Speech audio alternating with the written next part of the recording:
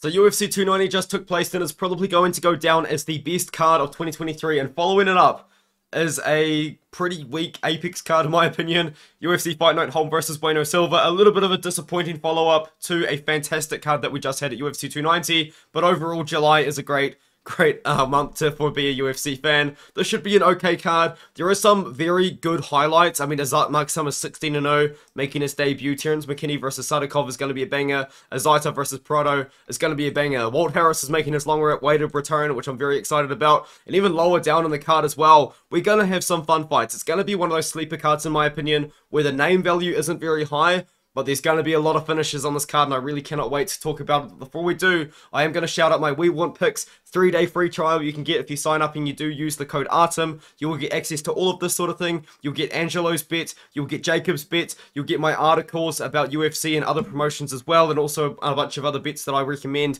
as well in my articles. And it's just great. You get 3-day free trial, sign up using my code ARTEM, and you've also got my BetUS link down below, 125% sign up bonus. And with that all out the way, that was a long intro, I apologize. We can get into the first fight. Lutz taking on Melsik Baghdasaryan. And I do believe Melsik Baghdasaryan should win this matchup. He's a really, really good striker. I actually did pick him to lose against Joshua Culibao, which is not something that everybody else did. A lot of people thought Melsik Baghdasaryan could have won that fight, but Joshua Culibao is just on another level right now, man. On a really, really good momentum streak. Melsik Baghdasaryan, as you guys know, was on Dana White's Contender Series, but he doesn't really have the best aging wins, right? Because Bruno Souza, I believe, has now been released, and he's just fighting guys at Karate Combat.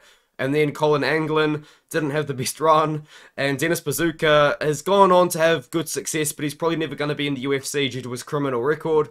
And now that we go to the odds, we can look at Melsik Baghdasaryan. He is -200 and Tucker Lutz is about +170, which is interesting. So Tucker Lutz is a good fighter. He did lose to Daniel Pineda recently, and he lasted longer than I think a lot of people did expect him to. Actually, no, I lied. A lot of people picked Tucker Lutz to win that fight, including myself. I was thinking about something else.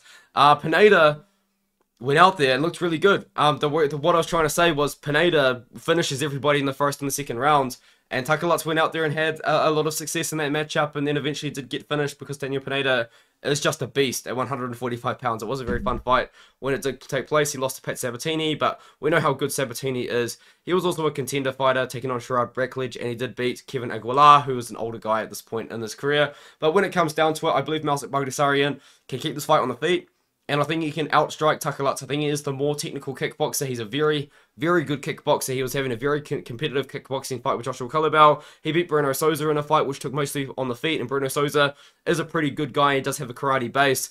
And I do believe Melsik Baghdasaryan wins this fight by decision. Maybe he finds a KO as well, because Tucker Lutz did recently get finished and hurt a little bit in that Daniel Pineda fight, because Daniel Pineda is just a beast. But I'm going to go with Melsik Baghdasaryan to win this fight. Not that confident though, but I think he does get it done. Austin Lingo taking on Melquizael Costa.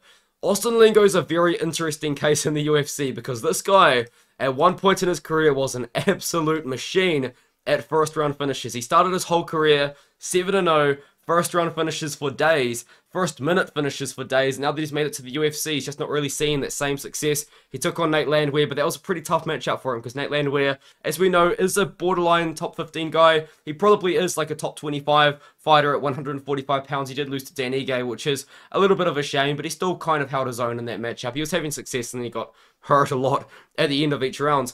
Melquizael Costa, he fought at 155 pounds in his last fight. He took on Thiago Moises, and if I'm not mistaken, he took that fight on like a week's notice. It was very, very short notice, which he took that fight on. And Melquizael Costa is a very good striker, but I have seen him out wrestled before, which is what I do worry about. But in that fight against Thiago Moises, he still kind of held his own, right? Like, he still did manage to have success on the feet. He had a very good first round against Thiago Moises, where Moises was able to kind of maybe wrestle and out-grapple him.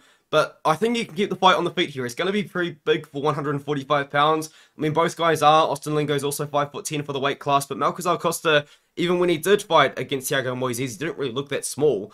And I think at 145 pounds, he can have success. He's a great striker. He's a powerful striker. He's got lots of finishes. I am going to be picking Melquizael Costa as the -200 favorite. I mean, maybe he should be a little bit of a closer favorite, because I did see him lose recently to Italo Gomez, who I think is actually a great fighter himself. And that fight, I actually watched that live when I was watching LFA way back when last year, and he was out-wrestled and out-grappled in that fight. So Austin Lingo does have a way to win that matchup. But I do believe that Melquizael Costa can beat Austin Lingo on the feet.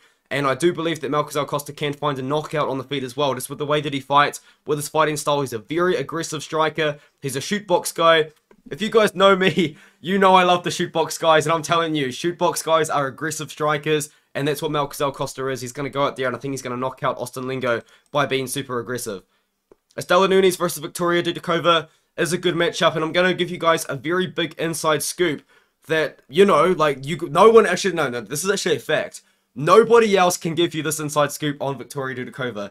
About 3 or 4 weeks ago, I messaged Victoria Dudakova. I hit up her DMs, and I wanted to know if she thought that a particular dinosaur actually existed, and she hasn't replied. Now, I personally think that she has been researching this topic non-stop for maybe about 40 hours a week, trying to come up with a really smart reply to respond to me, so she can actually give me an in-depth breakdown on whether or not the specific dinosaur did exist. I'll bring up the DM so you guys can understand what I mean. So maybe Victoria Dudakova hasn't been training very hard because she's been trying to research this dinosaur, trying to find out, maybe she's trying to get in George St. Pierre's DMs to get some dinosaur expert analysis so she can reply to my DM. I think that's personally what's happening. I don't think that she's just ignored me because she thought it was a really stupid thing to ask someone. I think she's actually genuinely trying to research the situation. So if you guys maybe see Dudakova on her phone and you see dinosaur stuff coming up on her phone or whatever, it's because she's trying to respond to my DM with a very smart answer. So with all that being said, I do think Dudakova wins this fight. I think this is a really, really bad matchup for Istela Nunes. Dudakova is actually a really good fighter. And I do admit I picked her to lose against Maria Silva. And although she was injured in that matchup, she just dominated Maria Silva with top control. It was crazy how good she is. She's got a really good amateur background as well. And it's a really good stylistic matchup for her in this matchup here because Istela Nunes is a pure striker. That's what she is. She's a pure striker. She actually dropped Jasmine Yarigi, which maybe in hindsight now, is Jasmine Yarigi chinny? Is she hittable? Maybe because we saw Istela Nunes drop Jasmine Yarigi and then Yarigi just got KO'd in 20 seconds. But Istela Nunes is a pure striker. Victoria Dudakova wants to wrestle and grapple, and she is very good at wrestling and grappling. She's minus 300 in this matchup. I do believe it's justified.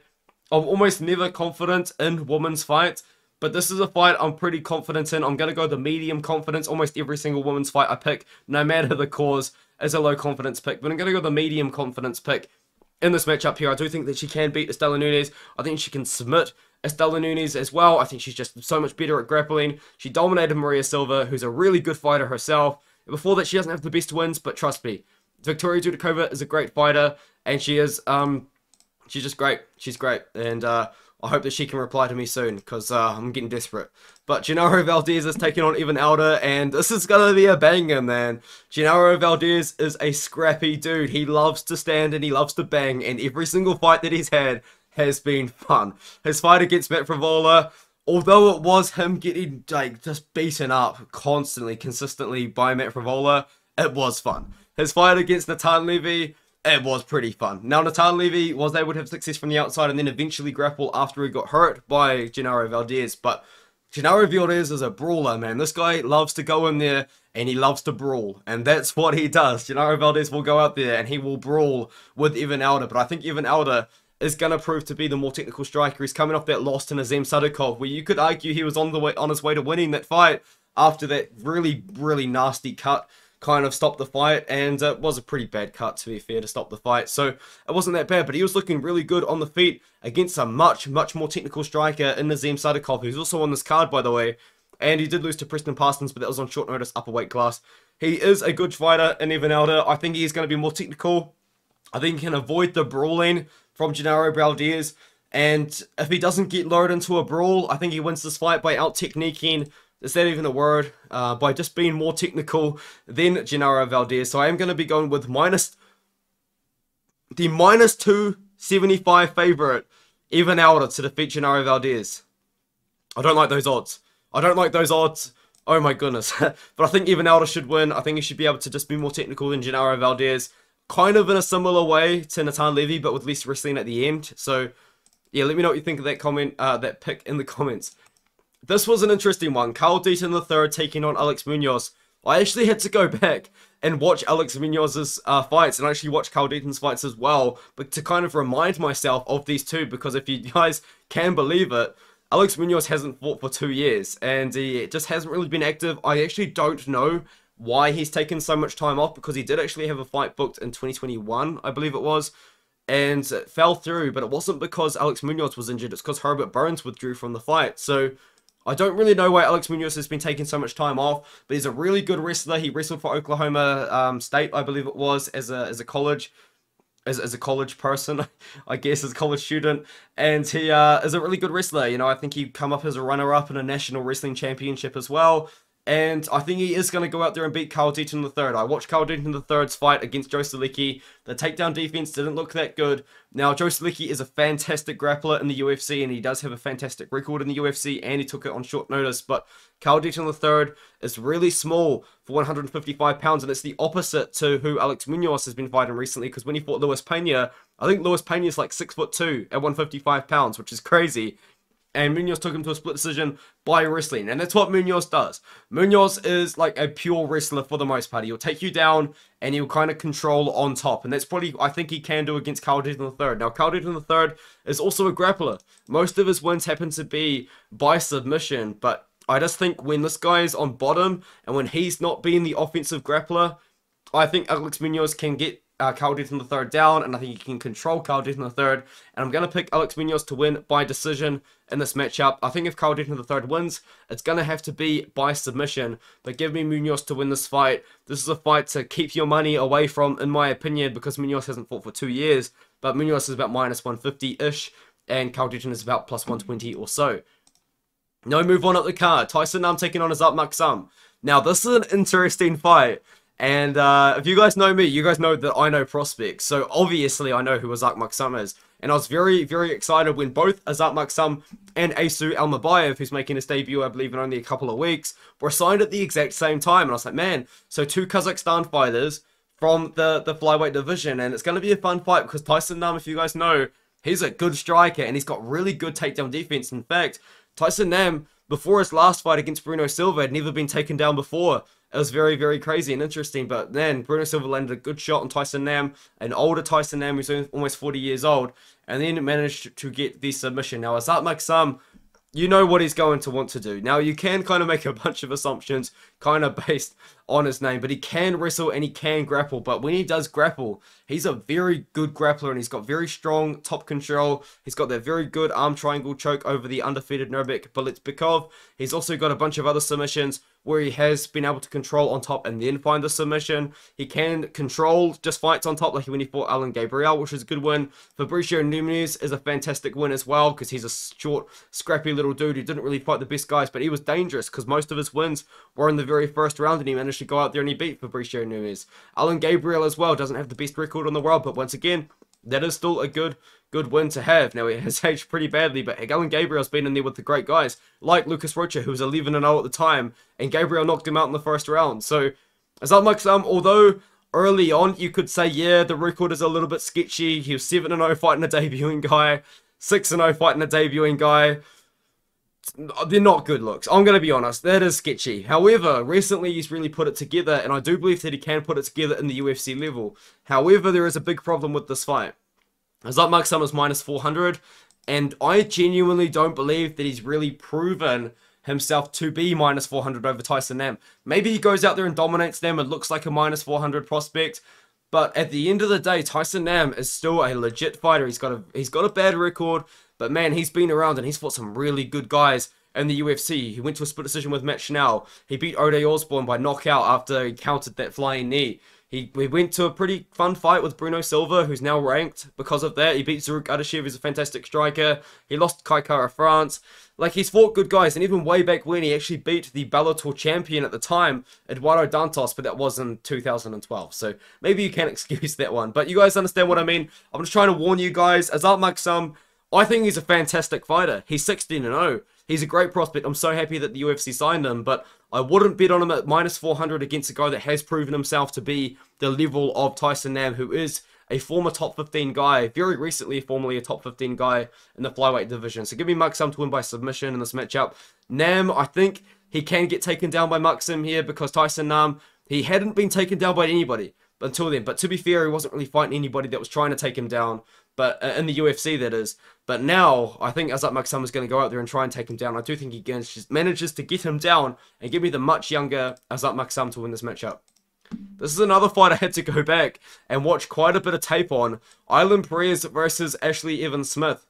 And Ashlee Evans-Smith is a girl that I'm not going to pick because she hasn't fought in 2.5 years, and before that she hadn't fought for a year and a half. So she's taken so much time off. She's fought twice in 4 years. She served a 14-month USADA suspension, I believe, and she's been hosting a podcast recently, so maybe her kind of passion or time has gone elsewhere. I believe she's having a lot of success as a podcast host. I could be wrong, but I don't know if Ashlee Evans-Smith is fully committed to MMA anymore.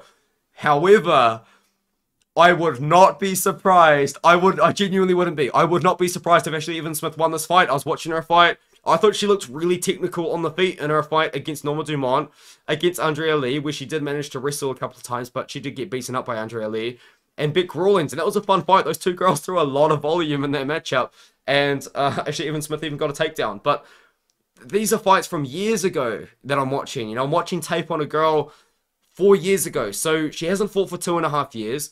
I don't know how she's going to look. She could look really bad, but one thing that I did notice about Ashlee Evans-Smith, and it's going to kind of come with oh, Artem, that's like the most dumb thing you've ever said. That's so obvious. She is going to be taller than Ailin Perez. She was taller than Norma Dumont, and she looked bigger than Norma Dumont. Now, that fight was at 135 pounds. It was Norma Dumont trying to get down to 135. She missed weight a lot. She actually weighed in at 139 pounds. Did Norma Dumont, but Ashlee Evans-Smith looked bigger in that matchup. Now, Norma Dumont was able to out-volume her and get takedowns on occasion as well in that matchup, but I still thought that Ashlee Evans-Smith looked really technical on the feet, and with her height, and she does have very long legs, she was actually able to throw a lot of effective kicks to the legs and to the body. Now, Ailin Perez on the feet, I don't think that she's actually very technical. I don't rate Ailin Perez too highly, but I do think I picked her to beat Stephanie Egger. I need to check the odds on that one because I feel like I need to remind myself. I watched the fight. Maybe I picked Egger. I can't even remember. I think I did pick Egger actually, but you guys understand. I watched that fight back. The first round, Stephanie Egger. No. Sorry, the first round, Ailin Perez is beating Stephanie Egger on the feet because Stephanie Egger, we all kind of know that she's a pretty bad striker. Stephanie Egger holds her hands up like this, literally holds her hands up like this when she's striking. And Ailin Perez was really aggressive on the feet and was finding a lot of success on the feet. And then all of a sudden, she initiates wrestling and grappling against Stephanie Egger. And Stephanie Egger takes her down, controls her for the entire of the first round. She goes out there, Stephanie Egger and Ailin Perez in the second round. Ailin Perez is having success on the feet. Stephanie Egger's kind of plotting around, low volume, doing absolutely nothing. And then just out of nowhere, Ailin Perez gets taken down, they get reversed, and, you know, a lot of sort of different things happen, which does result in Stephanie Egger out-grappling Ailin Perez and choking her out in the second round. Ailin Perez's fight IQ is very questionable. I think there's a chance that she just goes out there and tries to strike with Ashlee Evans-Smith, and if she goes and commits to a pure striking matchup against Ashlee Evans-Smith, I think she could lose. I do. I'm not going to pick Ashlee Evans-Smith. I am going to pick Ailin Perez here, but this is a very low confidence pick. I know Ashlee Evans-Smith, you see 6-5. What a terrible record. You know, she lost to Dumont, Andrea Lee. She did two pretty good fighters, to be honest, in hindsight. But she's only beaten Beck Rawlings in the last 5 years. I'm telling you, Evans-Smith could win this fight. I don't know how committed she's been to MMA, but there is actually a good chance that she could win this one, and it's scaring me. I am still going to go with Ailin Perez in this matchup, but it's a scary pick that could change, but I'm not really ready to convince myself. Ailin Perez is -150, Ashlee Evans-Smith is +130. I can't convince myself to pick Ashlee Evans-Smith, but I think there's a good chance Ashlee Evans-Smith goes out there, defends takedowns if Perez even goes for them, and keeps the fight on the feet and out-volumes her. There's a very real chance that Evans-Smith wins that matchup. Terrance McKinney versus Nazim Sadykhov is the next fight, and I am, to maybe everybody's surprise, going to go with Nazim Sadykhov in this fight. Now, Nazim Sadykhov is a very technical striker. He can brawl, which will get him caught against Terrance McKinney, but I'm just not really that impressed by Terrance McKinney's most recent performances. Now, I know you could say Ismail Bonfim, like, is a really good striker. I picked Ismail Bonfim to win that fight against McKinney, and McKinney just looked lost on the feet against Bonfim. He really did. Like, he looked lost. Like, Bonfim was able to get away from everything, and McKinney was throwing himself off balance. At times, he was, like, jumping up when he was throwing punches. He just looked like he had No technical striking whatsoever. It was insane. He did manage to beat Eric Gonzalez, but Eric Gonzalez in that matchup was able to crack Terrance McKinney at once. Like, he didn't really do anything, but he did stun Terrance McKinney at one point with a decent right hand. He did manage to obviously beat Eric Gonzalez, but that's Eric Gonzalez. Drew Dober beat him up, where after he hurt Drew Dober as well, that's like the highlight of his career. But since then, we've kind of realized, man, like, this guy's striking is just not technical whatsoever. Now, Nazim Sadykhov, he is a good striker. He is a good technical striker, and he can mix up the striking with his wrestling and his grappling. And I'm going to pick him to beat Terrance McKinney. And I'm assuming he's the underdog. Oh my god, what? Really? Nazim Sadykhov is minus 150 and Terrance McKinney's plus 120. Oh man, like, I really wanted to have an underdog pick on this card. I don't know the odds before I go into these fights, obviously, but I'm going to go Nazim Sadykhov anyway, even though he's the favorite. I don't pick fights based on the odds, but I did assume Sadykhov was going to be the underdog because McKinney was like a fan favorite, but no. No, he's not. He beat Evan Alder in a fight you could argue he's potentially losing. He beat up Ahmed Hassanzada, but that fight has aged really poorly because Hassanzada has lost a couple of times since then, so pretty bad competition as well. But I think this fight, Sadykhov is the more technical striker. He is he's not the better wrestler, sorry, but he can wrestle if he needs to. I think if McKinney wins this fight, he needs to wrestle against Nazim Sadykhov, and can you trust McKinney to do that? I don't know. This pick could change. I actually could change to Terrance McKinney, but my stock on Terrance McKinney is pretty low right now. I actually am like pretty good on Terrance McKinney picks. I think I picked McKinney to actually beat Drew Dober. Maybe. In hindsight, that was a really dumb pick, but I picked him to beat Gonzalez. I picked him to lose to Bomb Firm. But Nazim Sadykhov, really technical striker. He's a good striker. I believe he's got a really good striking background, like in Europe as well, like in kickboxing. But he can wrestle if he needs to. I don't think he should wrestle here. I think Terrance McKinney's going to be the better wrestler. But I'm going to pick Nazim Sadykhov to beat Terrance McKinney in this matchup. I don't really know how I feel about a finish, but I think he's going to be able to get it done over the T-Rex. But I'm not that confident. Now we move on to Ottman Azaitar taking on Francisco Prado. Banger. Banger. That's all I can say about this fight. It is going to be a banger. Because Ottman Azaitar is a guy that before he kind of got caught with the potatoes, if you guys don't know the situation, Ottman Azaitar had a guy sneak into the island, the Yaz Island, the hotel, with a bag of something. Now, nobody actually knows what the bag was full of, but Ottman Azaitar claims that it was full of potatoes. Now, I don't believe that it was full of potatoes. I don't think anybody believes that it was full of potatoes, but that's what he claimed. He knocked out Kama Worthy in the first round, which everyone kind of did. Timu Pekalin, do you guys ever hear about this guy? No, not really, but before that, he's just beating everybody, man. Knocking out everybody. Charlie Leary's actually a pretty underrated win, because Charlie Leary's like a decent prospect. No, sorry, decent veteran. Oh my god, no, please don't clip that. I'm sorry. A decent veteran that has been fighting in Bellator recently. Jeez. Anyway, I'm going to go with Francisco Prado to win this matchup. I like Francisco Prado. I'm going to give a little shout out as well to Samurai Fight House, because Samurai Fight House have commented on my video multiple times, and it's actually the promotion that Francisco Prado used to fight for, which is awesome. But what Francisco Prado does, man, this guy's young, and this guy's hungry, and this guy's good. He took on Gianni Malaki on very short notice. He did lose that fight by decision. But man, this guy can brawl, man. This guy can scrap. He's like the Argentinian Drew Dober. He goes out there, he's aggressive, he can wrestle, he can grapple, but he wants to stand and bang. And what does Ottman Azaitar want to do? He wants to stand and bang. I'm telling you guys, this is going to be a war. This is going to be a scrap. And I genuinely cannot wait for it. And what are the odds? Because I'm going to be going with Francisco Prado. Minus 150. They're all favorites. Minus 150 for Francisco Prado. I'm going to go with Prado. Ottman Azaitar just looked so bad in his last fight against Matt Frivola. It was his first fight in years, but my goodness, he just looked like he had absolutely nothing. And I think Francisco Prado can go out there and I think he can catch Matt Frivola. Sorry, I think he can catch Ottman Azaitar as well, just like Matt Frivola did. He's got the reach advantage as well. He's going to be at the size advantage because he's pretty big for lightweight, and I'm going to go with Francisco Prado to knock out Ottman Azaitar in this matchup. Low confidence pick, but I'm just going to go in with who I thought looked worse recently. Now, this might be the last women's featherweight fight we ever see. Not even joking, because it seems like women's featherweight is on its way out. The UFC has removed women's featherweight from their website. Also, they cut Bea Maliki recently as well, who, and the reason why they cut her was because she only wanted to fight at 145, and they're offering 135-pound fights. And they cut her because she refused to fight at 135. Zero Fan has now been forced to fight at 135 pounds, which is crazy. So I think you can say goodbye to this weight class. And unfortunately for Norma Dumont, that means that she's going to have to try and cut down to 135, which is something that she has failed to do a couple of times recently. But in this matchup, this is a weird fight because Chelsea Chandler's only 1-0 in the UFC. I actually think I picked her to lose against Stoliarenko because there were so many unknowns, but she just kind of took down Stoliarenko and beat her up, which is... It happens, you know, there's not really much to learn about a winner over Stoliarenko at this point, because Stoliarenko's like 1-5 or 1-6 in the UFC. It's absolutely insane how she's still in the organization. But with that being said, Norma Dumont's only -150, and I think this is a pretty good opportunity to maybe bet on women's MMA. Maybe.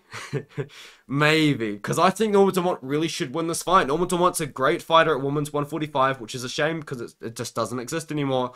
She beat Carol Rosa, who I think is a better fighter than Chelsea Chandler, and she beat Danielle Wolf recently in that fight.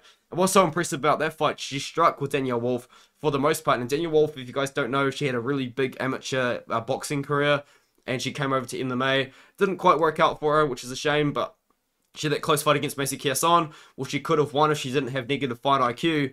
But I'm going to go with Norma Dumont. I think she can keep the fight on the feet, and I think that she can outstrike Chelsea Chandler. I think she's the better striker in this matchup. I think that Chelsea Chandler, if she wins, she has to take Norma Dumont down, which is easier said than done, because a lot of fighters that are quite good, like, sorry, Jesus, that was really mean. A lot of fighters that I would consider maybe better wrestlers than Chelsea Chandler haven't been able to take Norma Dumont down. So, yeah, I'm going to go with Norma Dumont. You know, Norma Dumont beat Aston Ladd, badly aging win, but it was a good win at the time, and a similar matchup as well, I'm going to say. So I'm going to go Norma Dumont to win by decision. It's not a fight that I don't think anyone really cares about. A women's 145 is a dead division that will be disappearing soon, but I am going to go with Norma Dumont to win that fight by decision. Walt Harris versus Josh Parisian. Let's go Walt Harris. I'm picking Walt Harris by round 1 KO. My boy Walt has not got a KO in 4 years. He hasn't got a win in 4 years, but he's taking it home. He is taking it home. Let's go Walt Harris. Let's go. He's 40 years old. He's almost 41 years old. He's been training with John Jones. He's ready for a title shot after he beat Josh Parisian. When John Jones eventually retires, after he probably beats Stipe, I am telling you guys, Walt Harris is going to step in there and he's going to fight Sergey Pavlovich for the vacant title. And he's going to go for it. He's going to go for it. And Walt Harris, man, I'm telling you guys, 6'5", 81 inches of reach, absolute savage, 13 wins, 11 by KO in the first round, 2 by KO in the second round. This guy is ready to scrap and he's ready to stand and bang. And I'm going to pick the big ticket, Walt Harris, to win by KO in the first round against Josh Parisian, and unfortunately, I don't have a lot of evidence to back it up. I am a guy that likes to pick people based on evidence. I have little to no evidence that can provide that Walt Harris should win this fight, except for one fight recently, where Josh Parisian in the very first round was fighting Ailin Baudot, and I am not joking when I say this. Ailin Baudot was throwing these. He wasn't throwing jabs or just normal punches like straight down the pipe. He was throwing these. This was his striking, and he hurts and drops Josh Parisian with one of these. And for that reason, I think Walt Harris, who I do consider to be a big, powerful heavyweight, he's an absolute beast, mate. He's 6'5", 81 inches of reach. KOs everybody. Hasn't fought for 2 years. He's been technically resting. He's just been recovering from the damage that he took recently against much better fighters than Josh Parisian. He's been resting up. He's getting ready to go. And the big ticket, Walt Harris, gets the big ticket. And I think he knocks out Josh Parisian in the first round. Do I have a lot of evidence to back it up? I can't find any. But I do believe Walt Harris knocks out Josh Parisian. I've seen what Josh Parisian hurt by lower level of competition like Ailin Baudot, who is a disgrace to French MMA, and his team of Cyril Gane and Fernand Lopez. And on top of that as well, I mean, Dontale Mayes managed to beat Josh Parisian, Parker Porter beat Josh Parisian. Do I need to keep going? I mean, let's go. Big ticket, Walt Harris. Let's go. Let's go, big ticket, Walt Harris. Round 1 KO. That was a really bad breakdown. Really not technical whatsoever. But I don't know what else I can really say, because there's no evidence you can really give, because Walt Harris hasn't fought for years. But I do believe Josh Parisian's going to get caught by Harris. I think Harris knocks him out. So that is the breakdown. This is an interesting fight. Albert Duraev taking on Junyon Park. And if you guys can believe it, I am going to go with Junyon Park to win this matchup. And he is I try to pick an underdog, and I can't do it. It's minus 150. You're joking. I feel like half the entertainment of this video is me finding out the odds and finding out that everyone I'm picking is a favourite. It's unbelievable. But I do believe Jun Yong Park can win this fight. He's a good wrestler, and is a good enough wrestler to keep Albert Duraev off him. Now, Albert Duraev is a guy which does have good wrestling. He is a guy which everybody seems to think should never have fought on Dana White's Contender Series, which is a little bit odd, because you do need to consider the fact that this man didn't fight for 3 years before he fought on Dana White's Contender Series against Kaya Bittencourt. But I can see Jun Yong Park giving Albert Duraev trouble in this matchup. I can see him defending takedowns from Albert Duraev, and I can just see him maybe beating him up on the feet and clinching and having his own success in the wrestling. Albert Duraev is a guy as well that has had weird performances in the past where he didn't really go for takedowns. It was weird. And Duraev is a guy which we have seen, if he can't get the takedowns, he does have a lot of trouble. He did lose to Joachim Buckley, but in that fight, Joachim Buckley, that had the viral photo as well of his eye puffed up, but Buckley was able to keep the fight on the feet, did a lot of damage on the feet as well. And Jokwani saw kind of the same thing, but Duraev was kind of a mix of control time versus damage in that matchup. Kopylov, that was a fight which Kopylov, I mean, almost kind of broke out onto, where Kopylov was a guy that was meant to lose to Albert Duraev, but Kopylov actually gave Albert Duraev a lot of problems in that matchup.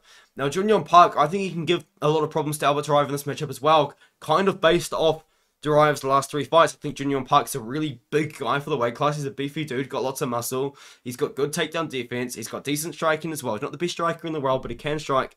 And when he gets on top as well, if he ever ends up on top of Albert Duraev, we don't know what Albert Duraev looks like when he's on his back.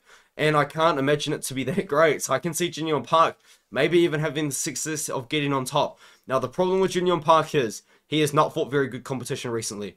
Denis Tiulian, I love Denis Tiulian. Nobody else does. 138 MMA, shout out to his YouTube channel, put up a tweet saying, let me know what fighter you love, but nobody understands why. And I said Denis Tiulian, and he mocks me for it. I answered your question, 138, if you're watching. But anyway, I love Denis Tiulian. I do. He's a guy that will fight anyone, anywhere, anytime. He's a good scrapper on the feet, fun fighter to watch.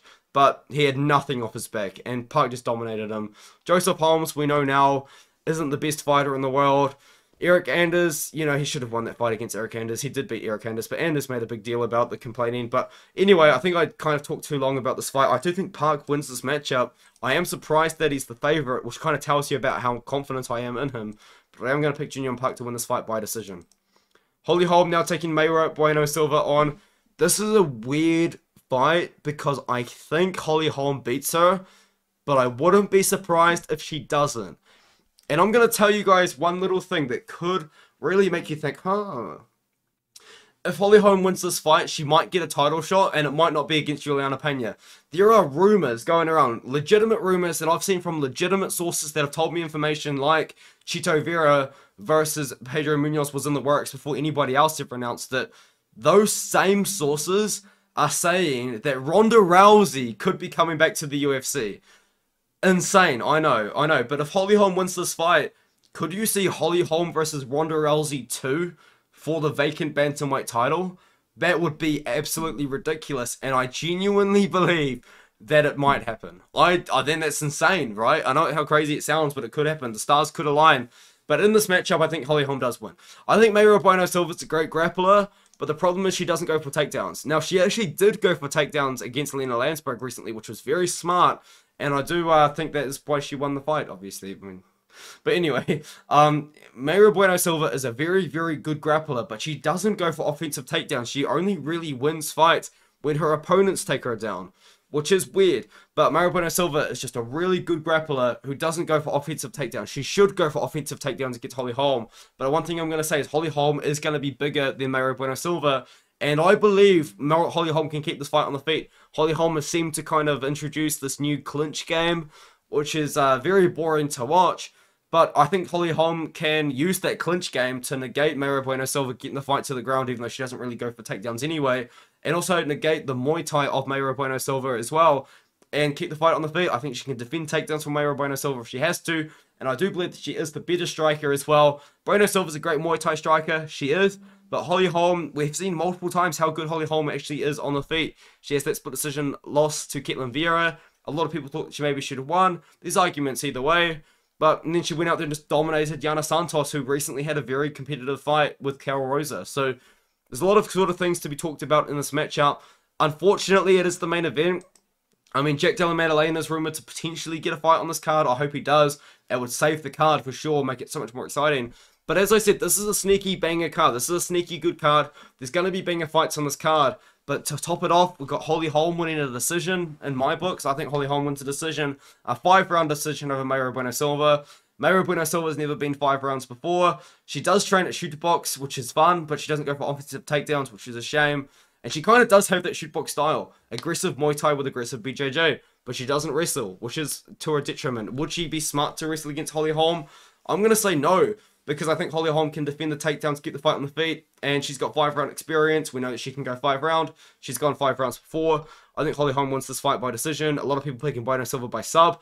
I like that. I like that. I was going to say I don't mind that. But I think Mayra Bueno Silva has to get the fight to the ground for her to win by sub. And I think Holly Holm is going to be smart enough to not take this fight to the ground herself. And I think Mayra Bueno Silva is a girl that you can't trust to go for takedowns because she's had a long record of not going for takedowns in fights.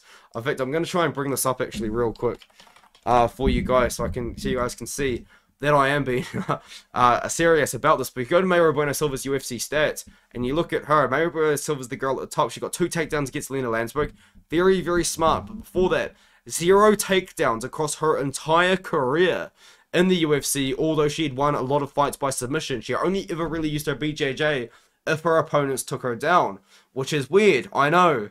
But I think Mayra Bueno Silva can go for wrestling here, maybe, but I'm just not going to trust her to be able to take down Holly Holm, who is going to be bigger, and I think she's just going to be better. I think Holly Holm is going to be better than Mayra Bueno Silva, and I think she just won this fight. So give me Holly Holm to win by decision. However, one thing I'm going to say is, if Mayra Bueno Silva comes out next week and she is blonde and has Charles Oliveira in her corner, the pick might change.